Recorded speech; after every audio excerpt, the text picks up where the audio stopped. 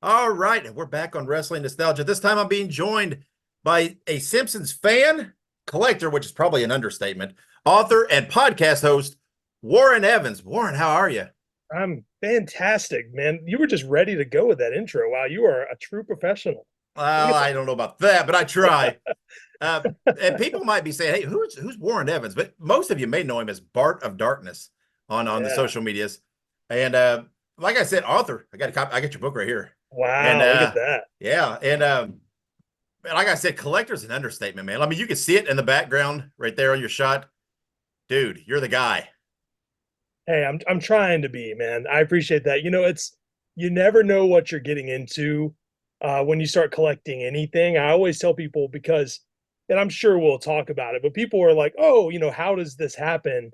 The answer is I don't know. It kind of just snowballs into it, but that's like Yeah. the short version. But it definitely it'll get you. Yeah. Well, yeah. And people might be wondering, well, okay, Dave, you got a wrestling podcast. Why you got a Simpsons guy on here? Well, that's because, man, there's plenty of crossover between Simpsons and professional wrestling. There is. And Warren, I listen to your show, your podcast. Simpsons is greater than. It's a great show. Thank you. And you've mentioned, hey, you were a pro wrestling fan. I And was. Oh my yeah, God. yeah. So let's before we get into the crossover, the relation. When did you first discover pro wrestling? And tell me about your fandom. So, I'll be honest, right up top, I haven't watched it in a very long time, but when I was a kid, I mean, it controlled uh, my life in a lot of ways. Like, obviously, I was into lots of things, including The Simpsons, but I took few things as seriously as wrestling. I mean, I was that kid that was, getting into arguments at school about whether or not Mm, it was real. yep, me I was too. definitely that kid. And you know, I read the comics. I read the WCW comics as a kid, and I thought, that all of this stuff was, validated what it was. So you know, I would say it ebbed and flowed because I loved Sting. I loved, you know, all these sort of good guy characters, and then, I fell victim to the whole NWO Hmm. powerhouse that we saw Hmm. in the '90s, The and I bad was guy's all in cool. on that. Oh Hmm. my god, it made bad guys so cool, and nothing was cooler than when Sting, went to one and then he left and went to the Wolf Pack and then he came back, and I just thought all of that was like, you don't realize it when you're a kid, but it sort of scratches that, soap opera itch for a young Absolutely. mind. And I loved the drama. I mean, I would go to school just, can you believe Sting just turned his back on Wolfpack? Like I'm talking, like it just making such a big deal out of this stuff. And it was a huge deal to me. I went to see WCW Nitro when I was probably, 9, 10 years old. And I was in the stands when Diamond Dallas Page was like on the mic, from the stands, yelling on the mic. And Yep. I was up there, like, slapping him on the arm and cheering and yelling. And, this stuff is all burned into my brain. So I was a huge wrestling fan. Yeah. I say all that to say I loved it. Yeah. And obviously, you're known for The Simpsons. Do you feel that through the 90s and 2000s, there was a big crossover? Because I do in the fandom. I feel Yeah. like it's the same audience for through the It, 90s and 2000s. it definitely seems like, a lot of kids like me loved The Simpsons and we loved, Ren and Stimpy. We loved South Park. We loved all of these sort of things. And some of the only quote unquote reality television that we had and most of us loved was wrestling. I mean, like I said, we took that very seriously. And I didn't want to hear anyone say that it was fake. I'd be like, oh, Yep. yeah, well, Ric Flair broke his neck. How could you say that? Like, I just thought that this was all Yeah. so intense. I think there was tons of crossover. I know most of my friends who loved The Simpsons also loved wrestling. So that's very true. Yeah, I agree. And so like you said, I think you're primarily known as a collector, obviously. Yeah. That's your bread and butter. The Instagram, you got a huge following. I've heard on your show you kind of started the Instagram to kind of document your collection as you were getting back into collecting, right? You Yeah. refound the Simpsons collecting. Yeah.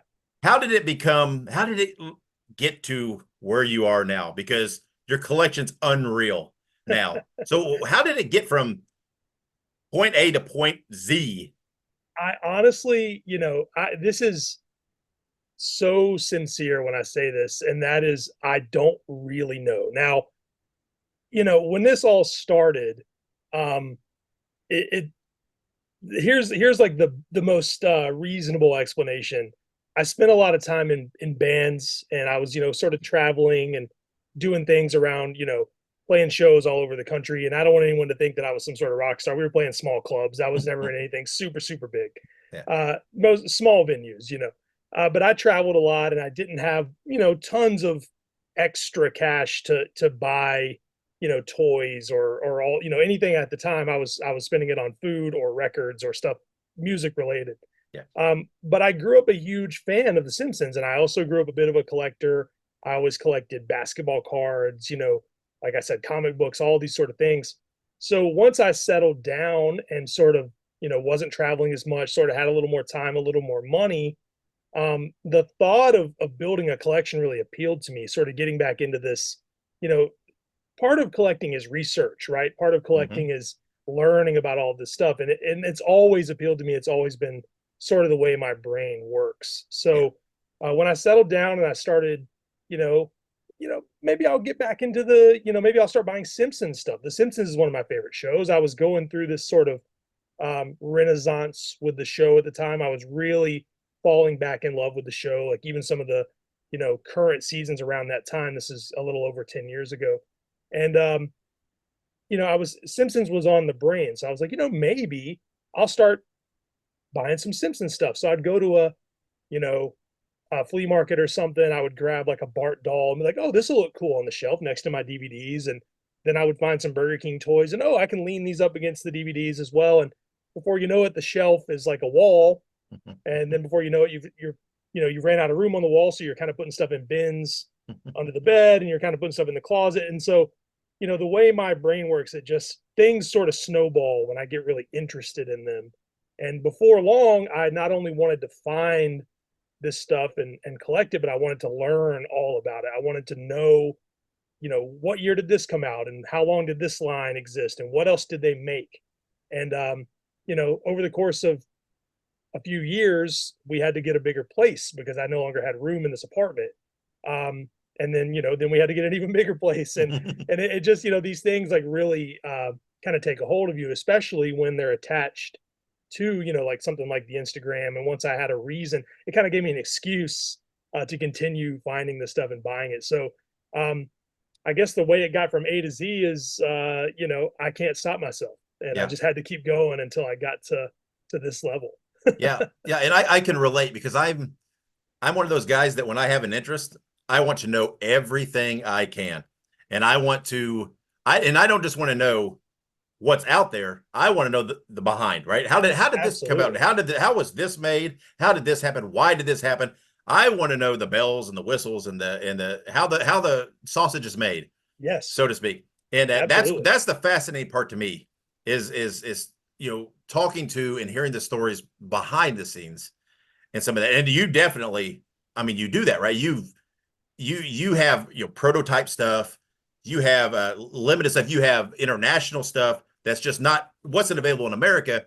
And it's fascinating because everybody knows how marketed and merchandised Yeah. the Simpsons Oh, yeah. was, but they don't even grasp it's 100 times worse.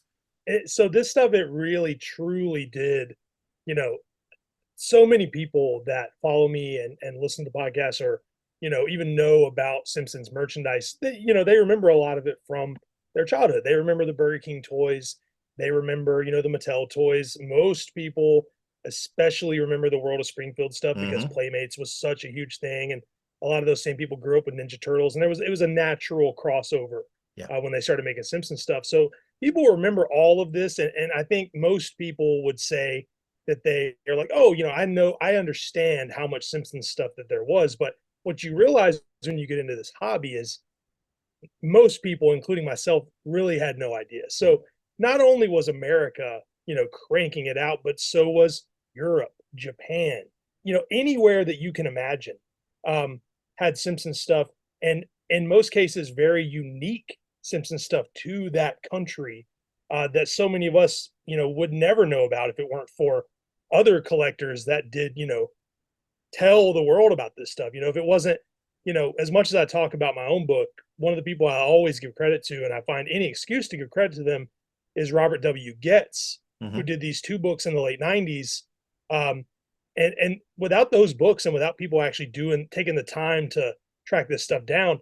I don't think people like myself or anyone would know nearly enough about this sort of thing. I mean, you start looking at all the stuff they had in France, all the ceramics, all the cookie jars, all the coin banks, like all of these things were just so unique. And I feel like as crazy and far reaching as other fandoms, Star Wars, all these things went, the Simpsons really did it unlike anyone. I mean, it's honestly hard to grasp just the Yeah. volume and the types of things that they were making. I mean, not practical stuff, toys, everything. It's just it goes across the board. Yeah, which we'll talk about your book a little bit, but that's one reason to get the book, because you touch on a lot of that and some of the more obscure. But let's get to the meat of the matter. Let's discuss some of the pro wrestling references in The Simpsons, right? Because there's quite a few. And let's begin with probably the most obvious, and that is the Simpsons wrestling video game that was released for PlayStation in 2001. I think I've heard you, and it is kind of widely kind of panned. It's not a very good game, but it is kind of the franchise attempting to do a crossover, something different. And while the concept's great, right? You would think it should work. The game's not, but again, it's playing to that what we thought. There's probably a lot of crossover between the base there. Where do you feel though the game fell short in the delivery? My hat is off to them for even trying, because what is interesting about the Simpsons in the video game space is they really, much like the show would parody all of these things. The show always, poked fun at these tropes. It always sort of, would use these familiar ideas and sort of make fun of them. They did the same thing with the games. I mean, most of their, especially once they got to like PlayStation era games, their whole thing was sort of taking a popular thing and putting a spin on it. So they did this with other things as well. But the wrestling game to me really falls short. Especially in the graphics, And I mean, this is PlayStation.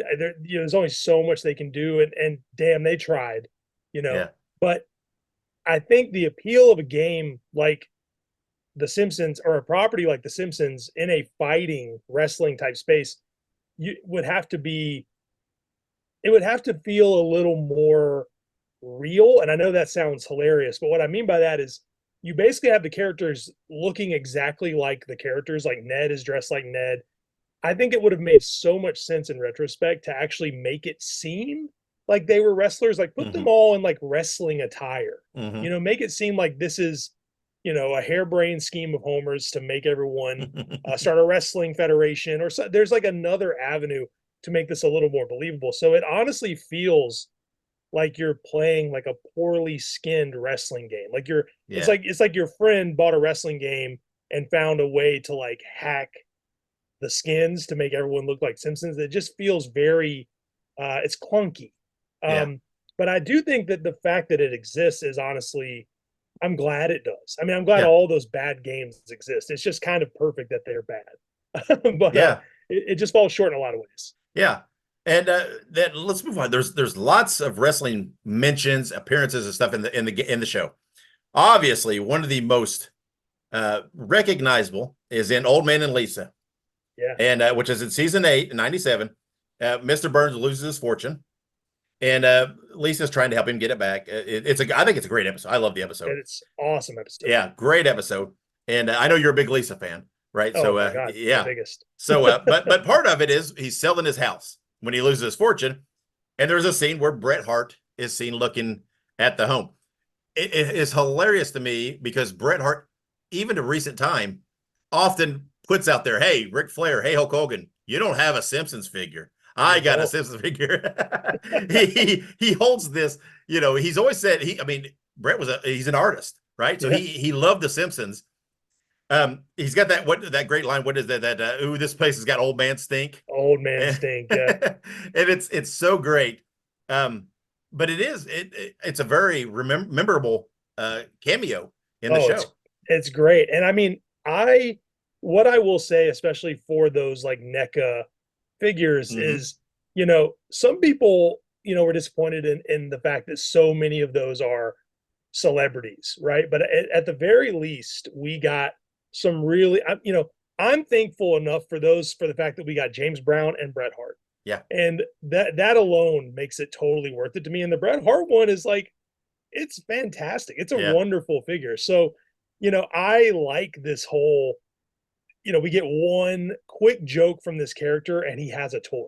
I Yeah. mean, to me, that's just perfect. And also, I I don't think there's anyone better that it could have been. He's also Mm. he looks perfect as a Simpsons character. They get the Yep. outfit right. Yep. They really nailed it. They really did a great job. And he gets to say a couple lines. It's Yeah. fantastic. I mean, there's very few bigger than Bret Hart in the 90s and at that time. So he fits perfect, right? The bright, that pink, that Bret is recognizable tonight. It's great.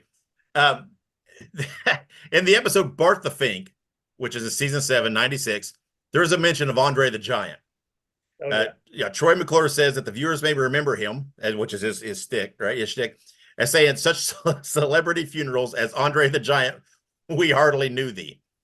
So it's hilarious, but it's hilarious to be hilarious. You have to understand Troy McClure a little bit.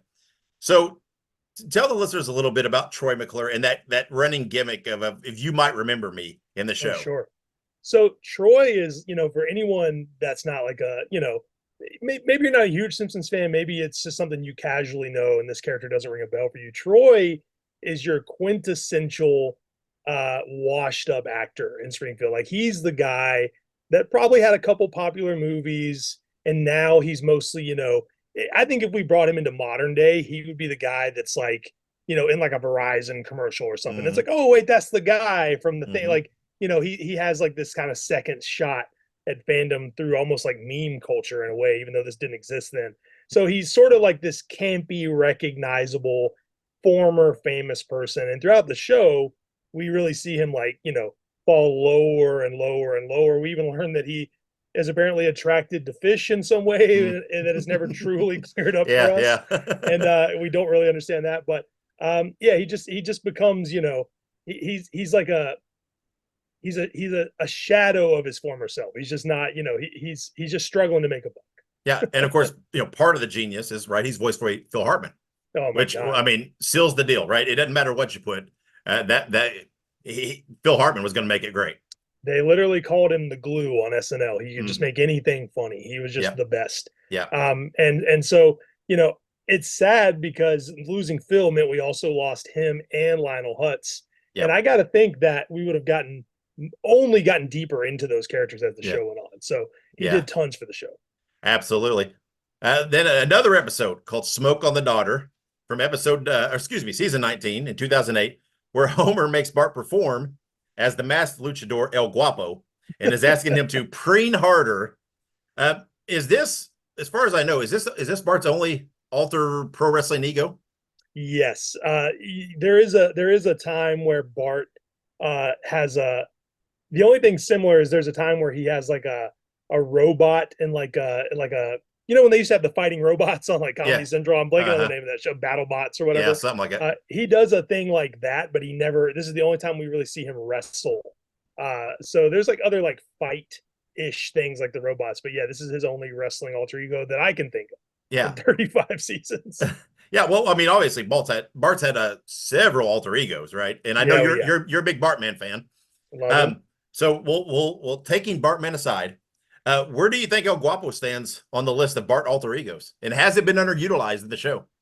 I would say yes, because they also, I mean, believe it or not, they did make like plushes of him. Oh yeah. But that's the only merchandise that I can think of that character is like a plush from Universal or something. But I think like most of Bart's alter egos, he's underutilized. I mean, Bartman is so underutilized, he barely exists. I mean, he's all over the comics, but I do want to say that now that you say that, and I don't want to be incorrect, this is something I talk about a lot. It's podcast brain, where sometimes you get foggy once you're on the microphone. But I want to say there's a comic book also where Homer and Bart are wrestlers, and I don't believe they're the same characters. I'll have to find that number and get that to you, because I know you're going to need that in the collection. But absolutely, I think they toy with that idea a little bit more in the comics, but in the show, that's all we really see. And I think I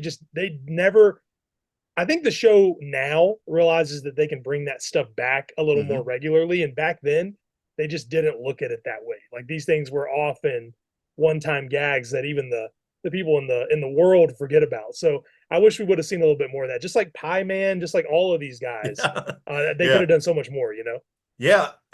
So probably the most pro wrestling heavy episode is Oh, absolutely. gorgeous Grandpa from Oh season yeah. 24 in 2013.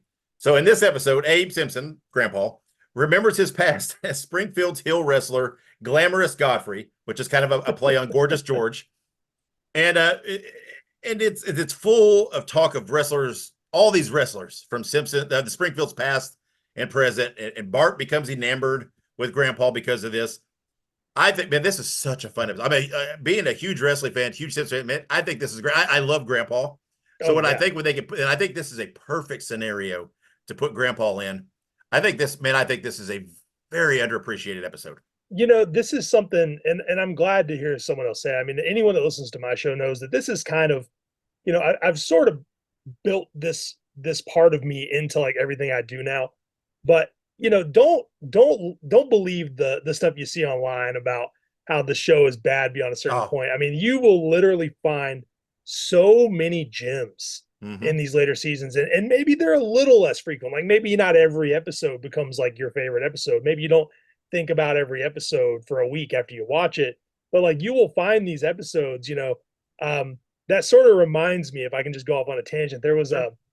I was talking to someone recently from the show, and they were talking about how they had some of the musical scores from some of these later seasons. It was actually Russell Emanuel I was talking to. Shout out to Russell. Mm-hmm. And he wanted to just send me a couple of these scores, which I thought was so friendly. I was like, oh man, that's amazing. Thank you. I'd be so happy to have those. And he's like, could you, give me a few episodes that you like from these last few seasons? And I was like, oh, absolutely. Give me a sec. I'll make you a list. And I was going through the last, from season 29 to current, and I was like, oh, I love that one. Oh my God, that one's great. Oh, I'm doing before I knew it, my list was like so long. So, while you may not believe me, and I'm willing to not be believed because I just know it's going to happen. This is like a controversial thing to say. The show still makes great episodes, even current day. So when you hear my man Dave here talk about an episode from season 23 and how much he loves it, you can believe that. There are Yeah. great episodes in there. So I come truly on, believe people that not current Simpsons, they're not watching current Simpsons. they're not. I think they've stopped watching because I'm telling you, especially the last couple seasons, man, Oh my I God. think they're right back in that groove. They are making such good episodes right now. I mean, I, even it's honestly crazy.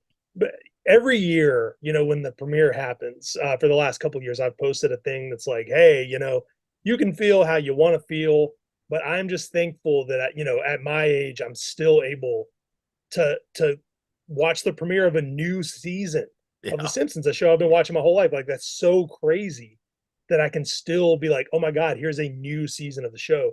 And a lot of times people are like, oh, that is really cool, man. Like I don't really watch, but that's awesome, and yada yada yada. And then of course you have the people that are like, should have canceled it after season 8. You yeah, just get these yeah. people. But don't believe that, everybody. I trust that Dave's audience is much smarter than that. I I don't feel hope like so. any of I you hope guys so. think like Yeah. that. At least make an informed decision. And if you're going to say you don't Yeah. like it, at least make sure you've watched it. And like you said, man, not every episode's a home run, No. but there's enough there that I Oh think, my man, God. I think it's still, the show. That's the beauty of the show. I think it's always stayed fresh. Yeah, totally. And they have to. You Yeah, can't expect, you know, season 33 to be strictly for someone your age. You know what I mean? Like it's, absolutely. they still have some of those classic writers, but they have newer writers, and they also they have to appeal to like, today's humor, which is kind of in a good place. Like it's not that different. Humor was in a weird place in the early 2000s, and Yeah. that's why some of those seasons are a little weird. I feel like humor is in a fairly good place right now, and there it is kind of a good time for this kind of television. So it's more for you than you think. And if you watch an episode and you don't like it, maybe watch one more before you Hmm. go on like a tirade on the internet. Yeah. Just give it a shot. Yeah. And so many people, I think so many people talk about the association with Disney and they thought, oh, this is going to ruin. I don't, because I think it just gave them something else to poke fun of Yeah, because totally. they poke fun at Disney so much in recent Yeah, episodes and it's hilarious. And yeah. I don't know. It, I think I think it's this online culture of, hey, let's be mad at something. I'll And say it like this. I'll say it like this, Dave. If you love the show, don't make excuses to not love it. yeah, Like don't, if you really love the show, then go in with an open mind, and don't compare it to your favorite episode. Don't be so eager to dislike it because it's a little different. Like, take the humor for what it is. Take the newer episodes for what they are. Not don't compare them to, Part of Darkness or don't compare them to your favorite episode. Maybe just, do your thing. It's okay. That's right. It truly is. So there's also many other fictional wrestlers that are mentioned through the show's run. So let me list off a few, and you tell me if any of the names or characters have ever jumped out at you. Okay. And if you've ever wished that maybe we'd get some merchandise or more appearances from them, right? Okay. Okay. So here's a little list. This is just a sampling. I love it. There's Dr. Hillbilly. There's the Iron Yuppie, Dr. Bonebreak, Rumbelina, El Bombastico, Rasputin, the Friendly Russian, Werner von Braun, the English Pound, Captain Flag, and Half Mast. So do any of those jump? I'm you know what? I have to say I'm a huge flag of the concept of Captain Flag and Half. Oh my God, so good. I've always loved the Iron Yuppie. I mean, yeah, I think there's something to be said, and I understand that, like, this was kind of proven through the NECA line that maybe obscure characters are not the big seller for certain toy companies, but I think, and it's sad because Super 7 is like kind of taking a break from their deal with Disney. Yeah. I talked about that in a recent episode. I really hope they figure it out. Yeah. But this is the kind of line that needs to happen. We need to just get like an all out, here's all the like obscure wrestling fighter type characters from the show. Unfortunately, the only person that's adjacent to that we ever really get merch of is Channing Tatum. I mean, the boxer character makes a little more sense, but come on, guys, there would be some fantastic figures of these wrestling characters. I mean, just give me a whole set. Come with a little ring. Sure. Come on. Yeah, and not to mention, hey, you know what? WWE has crossed over with Ghostbusters and Masters of the Universe and done all these weird figures. Let's do a Simpsons, because WWE characters perfect for Simpsonizing. Totally. And, I mean, come on. Let's get an updated wrestling video game. I mean, sure. This is the one thing that I've said so many times. The most wasted IP that the show has, or the most wasted things that they've made, are the video games, because now is the time to update those and re-release them. People would lose their mind for an updated Hit and Run or Hit and Run. Road Rage. Absolutely. People would play all of these games. Simpsons skateboarding, people would play that. If they released a slightly updated version of that with like the Unreal software, people would go nuts. So let's get an updated wrestling game. Come on. Yep. It's in the name of my show, man. Nostalgia sells. Yeah. And it's funny because all of us who watched The Simpsons as kids, we're grown and got money now. We have money now. Yeah. So let's give us this stuff, and we're willing to spend. So let's do a hypothetical here. So if Warren Evans, noted author and Simpsons collector, if you jumped into the wild world of professional wrestling, what would your name and gimmick be? Well, this is hilarious because I can tell you, because I had this all planned out when I was a kid. All right, there you go. So like I said, in the 90s, I was a huge wrestling fan. I played the video games. I watched it every week religiously. My brother and I would even wrestle each other in our bedroom, to the point that we put a hole in his floor once from body slamming each other on the bed. My mom got very mad. But it should also be noted that this was the 90s, and I was a huge Michael Jordan fan, like every other child. And I grew up in a state that didn't have a professional team. I grew up in Mississippi. We had no professional NBA team. So I just by default was like, well, I love the Bulls then, because they're the best team in the world. So my whole thing was I wanted to be the Bull. Okay. And I had this whole move, which I can't really explain anymore.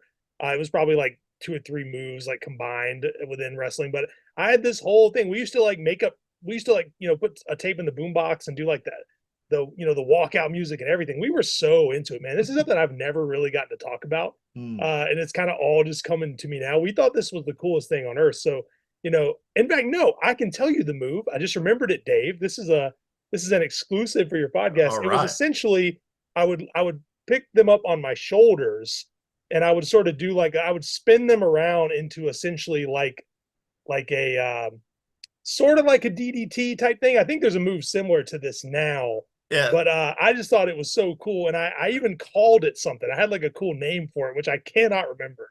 Maybe by the end of the episode, it'll come back. But I just thought this stuff was so great. So I would be the Bull. I don't know necessarily what my gimmick would be. I don't think I really thought far enough ahead of how I would look if I came out, Yeah. but I Why had you the would be a move and mole? everything. Yeah, I mean, I guess I don't know. Maybe I'd wear like a necklace made out of horns or something. I don't know, but I had this Yeah, whole well, move and everything. I had yeah. Okay. Well, it. I'm telling you what, there's worse gimmicks in professional wrestling that out there. So that's not the worst I've heard. So we mentioned earlier, but you host a great Simpsons podcast. I'm a devout listener.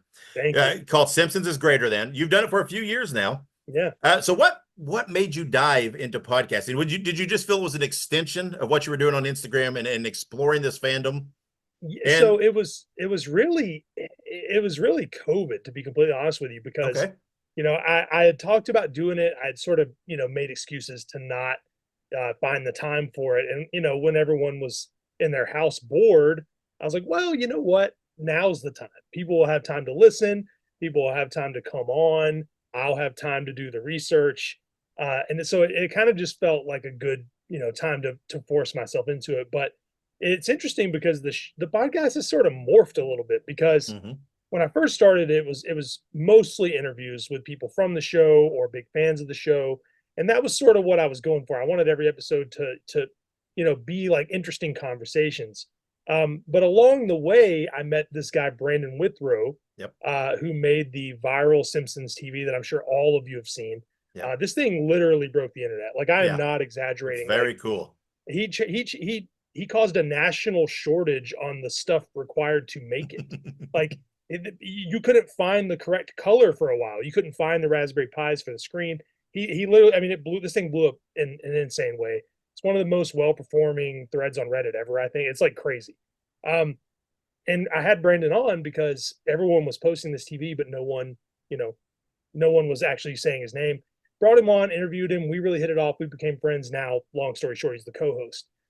But I just wanted this show to be like a celebration of both fans, but also the experiences of people who worked on the show, but also the hobby of collecting. I kind of wanted it to be everything, and I feel like now it's kind of just become every week it's going to be something a little different. It might be a deep dive, it might be an interview, it might be discussing the most searched questions about the people, the Yep. characters on the show. So now it kind of just is a lot of things, and I don't know if that's a good or a bad thing. You Yeah. tell me, Dave. Yeah. No. I think it's a good representation of the passion of the fandom, right? Because like you said, you do talk to people, right? And you do explore the online world. You talk about the collecting. You do trivia, and Yeah, there's lots of different things because all that, whether it's Simpsons or whatever it is, whatever form of fandom, there's lots of different aspects, lots of different yeah, angles, and so why not? Yeah, why not explore those, right? yeah, And it's fun, and it keeps it fresh and entertaining. And I think the best thing, like you said, with you and Brendan, it feels conversational, right? It doesn't feel scripted or whatever. right, It's right, it's right. it's it's like two friends sitting down talking about something they love, You never know what you're going to get. and well, that's a good thing, right? And on top of that, right, on top of the collecting and the Instagram, which you have a huge following on top of the podcast, which is great. Like I said, you have the incredible book now, right? Yeah, Which is Collecting the Simpsons, the merchandise and legacy of our favorite nuclear family. And obviously, I've heard you talk. This was a long dream of yours. yeah, And the one thing I love about it, and you mentioned it really harkens back to those collector's guides that used to be everywhere. You could find a collector's guide for everything, and I oh yeah, loved them. I have a ton of them. I have the Simpsons one that you mentioned, oh yeah. and but I have them for so many things, even stuff I'm just peripherally interested in because I love thumbing through them and just seeing obscure merchandise that I never knew existed. And you certainly have that, but it's the cool thing is, man, it's just visually incredible. And Thank there's you. just so much to it. Just in a nutshell, that how did it come about, right? How did it transition from, hey, I have this collection, I'm documenting on Instagram, I'm doing this thing, let's do a book now. It's kind of wild, and I guess I don't really think about how much this is connected until we have conversations like this. But it honestly, the podcast, in a lot of ways, not only did it lead to a friendship with Brandon and bringing him on as a co-host, but it opened me up to some conversations with some people that sort of more directly led to this sort of project. So a book is something that I wanted to do for a long time. But over the course of the podcast, I've had so many different people on. And one of those people was Lydia from the Simpsons Theory, who co-authored the book with me along with her husband, James. And while talking to them about their first book, we all sort of had this collective idea of like, hey, what if we did a book together? And they contacted me after the episode and was like, hey, we had this idea, but we would love, we would only really do it if you were interested in working on it with us. And immediately I was like, yes, because the idea was to do a book that was not only about like the collectibles, but also just kind of about the broader fandom and all the different avenues, the comics, the physical home media, all of this stuff. Right. And I was being someone who wanted to do this and how this was sort of a dream of mine, like you said. um I said yes immediately, and I was like, well, let's, what do we do? What's the first step? What do we do? um so they got me in touch with the publisher they had already worked with. We kind of worked all the the unfun stuff out, the contracts and all of this sort of thing, and then we just kind of put together a plan. And I couldn't include everything that I wanted to in the book. This is like the downfall of a project like this. You can't do everything. You start with this aspiration of like, I'm gonna be the definitive. I'm gonna.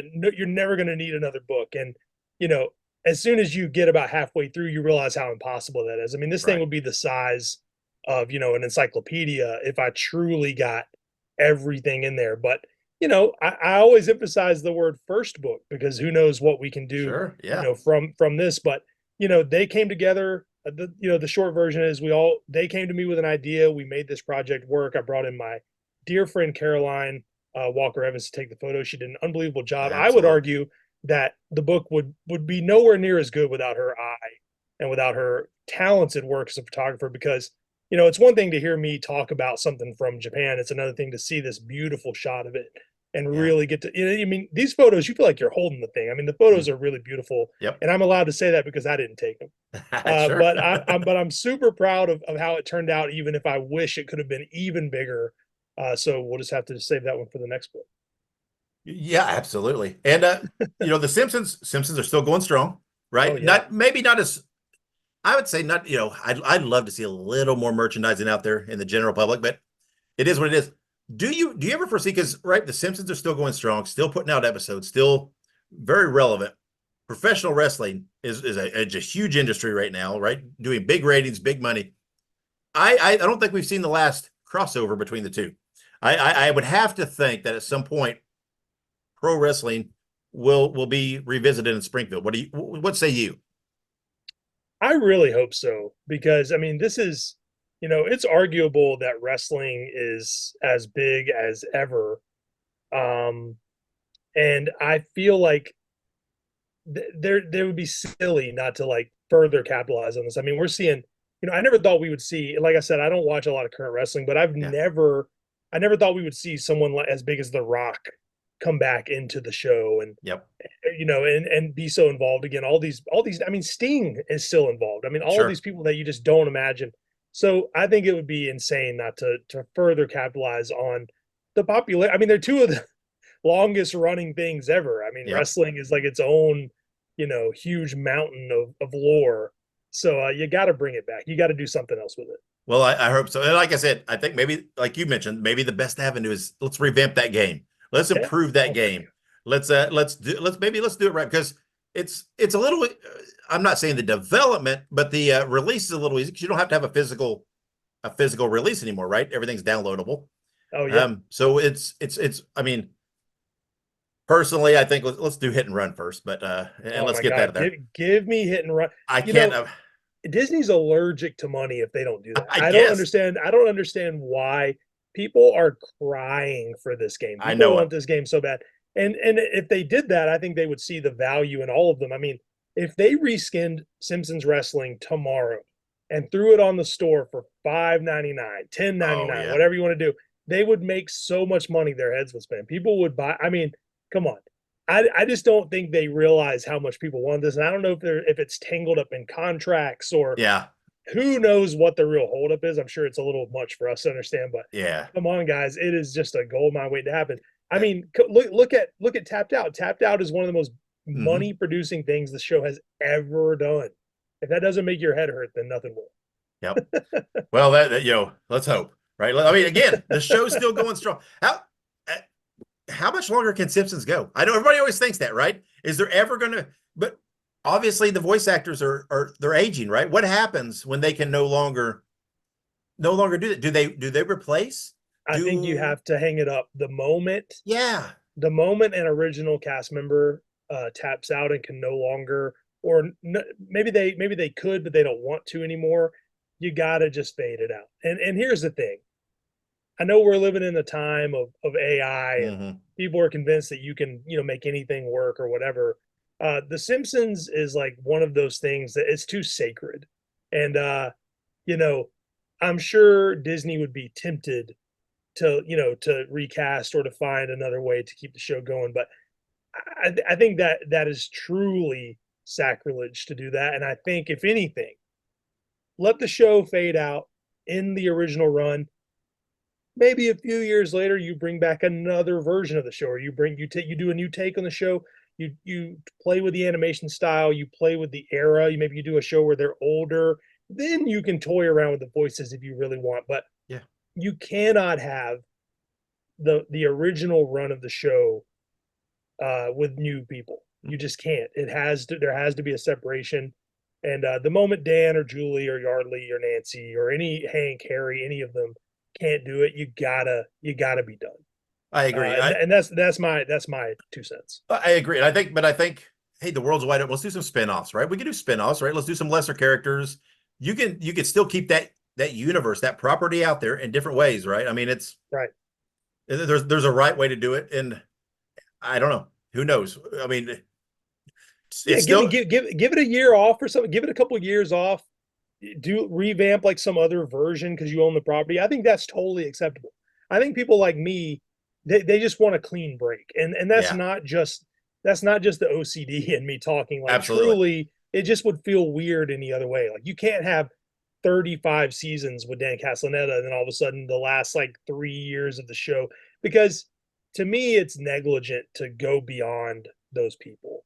They are the show more than anything. So you got to, I mean, without Mm, Dan as Homer, I mean, you could say the same for Yardley, Nancy, Julie, all of them. But you yep. think about someone like Dan Castellaneta, he is so important to the timing and the humor and the feeling of Homer.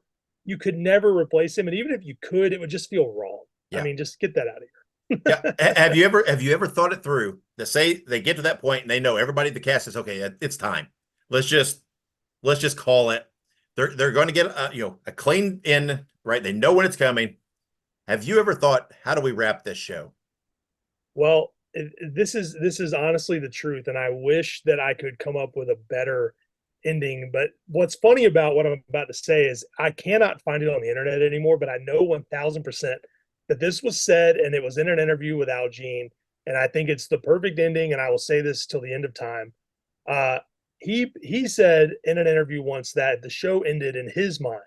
The ultimate end is for the last episode to end with them getting in the car to go to the Christmas pageant, which would make the Mhm. whole show one perfect circle. Yeah. It would end where it started, and it would kind of make the show like bigger than time, bigger than, you know, like none of that other stuff would matter, like how old they are, the technology, all of that would kind of go away. It would make this show like a perfect circle and make it a vacuum. And I just think that is so special. And I really Mhm. hope that they've scrubbed it from the internet because they plan on doing it or something. Like I hope Yeah. they were like, Al, that's too good, man. You can't keep saying that. We gotta actually use that. So, if that ends up being the ending, everybody just know that I'm not crazy. Al really said that, and I heard him say it. Yeah. So let's hope we get it. I mean, yeah, that's poetic. That would be, Yeah, I think it would be great. I Well, love it. Warren, thank you for your time. Oh Thank you man, for discussing. I know we got sidetracked over that's okay. That's cool. I love The man, Simpsons. I love pro wrestling. I could talk forever about the two.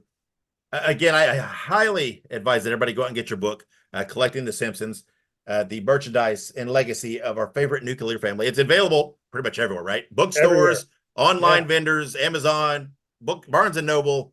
Yeah. I know And if you go to a bookstore and they don't have it, I guarantee you they can order it. So yeah. I mean anywhere. I think you go to Target, they can order you a copy. So it's out there. I have a hard time believing you can't find it, but if for some reason you cannot, let's say you try your hardest and you're like, Warren, I can't find the book anywhere, DM me and I'll send you all the appropriate links. There you go. And go on, subscribe to the podcast. Simpsons is greater than on all the platforms. Whatever your favorite is, it's there. Give it a subscribe. Your Instagram, right? Bart of Darkness. Is that the primary social media tool that you're still using? Best way to follow you?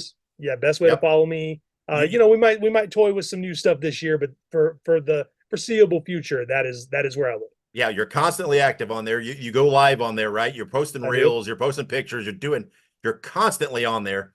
And so check it out. Warren, like I said, we've DM'd several times. You're very receptive to the people reaching out to you, wanting to chat.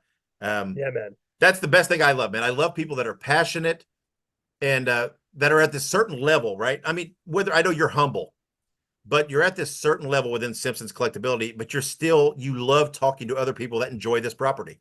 I do, man. And Dave, seriously, man, I appreciate that. I appreciate you saying that. I know sometimes I can be a little difficult. I actually accidentally, like kept giving Dave the runaround No, on that's this okay. podcast, and That's I'm okay. so glad that I did because this has been a blast. Yeah. I mean, I remember way back I messaged you about loving your show, and you recommended other shows that I would like. I remember you doing that for me, and they're great shows. And you're like, hey man, if you like this, check these out. These are good shows too. And that's great because I hate gatekeeping, right? I like people that if you're passionate about it, man, show the love. If you love it, share it with everyone else. I mean, Absolutely. why, the moment you take something you love and you try to keep it in a box, I mean, you're just killing it. Absolutely. Share it with the world. Talk to people about the stuff you love. It's fun. You'll have a better time. You'll be happier. Absolutely. Well, like I said, Warren's out there everywhere. Get the book, subscribe to the podcast, follow him on Instagram. You will not be disappointed. Warren, thank you for your time. It's been a blast. I know lots of people may say, why is a Simpsons, again, like I said, a Simpsons guy on a wrestling podcast? But man, it's because, I mean, we just touched a little bit of what the pro wrestling involvement in the Simpsons here. We found all kinds of reasons in my Absolutely. So, Warren, thank you for your time. Thank you. I certainly appreciate it. And everybody go check Warren out in all those avenues. Thanks, everyone.